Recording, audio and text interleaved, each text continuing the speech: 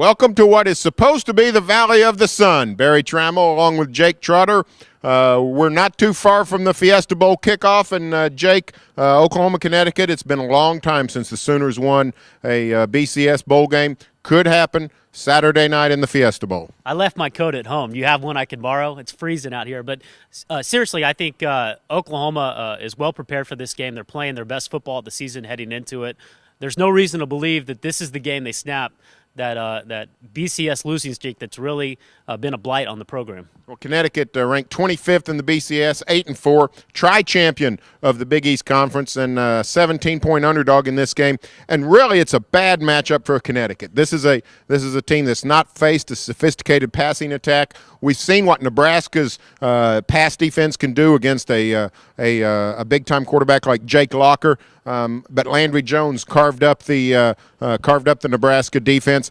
I like this matchup from the Sooner standpoint. It really is a bad matchup, and not just on one side of the ball. You mentioned Oklahoma's passing game. Connecticut hasn't faced a passing game as sophisticated as the one Landry Jones orchestrates. But then on the other side of the ball, UConn, frankly, is a little bit one-dimensional, and you get one-dimensional for all the problems OU's defense has had this year. If you get one-dimensional against Brent Venables and the Sooners, you're not going to win. And so UConn's got to get the run game going and hit some play action downfield, but it's going to be an uphill climb. Connecticut likes to ram the ball, run the ball downhill.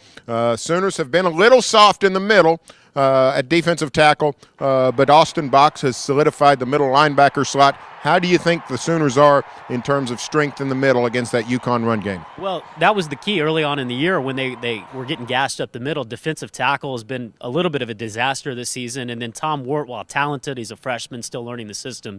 And I think two things have really changed that, and that's the return of Austin Box, as you mentioned, a veteran, lines up in the right spots, and even been making some plays, some turnovers lately. And then the switch to the odd man front, I think, has really covered up some of their deficiencies at defensive tackle, and Price Macon playing sort of a tackle position, and then Jeremy Bill playing outside linebacker. I think you'll see more of that in this game, even though UConn's a power rushing team. Sooners really have the edge at quarterback. Zach Frazier for Connecticut started the year out, lost his job, is now back in the saddle during this 5-game win streak.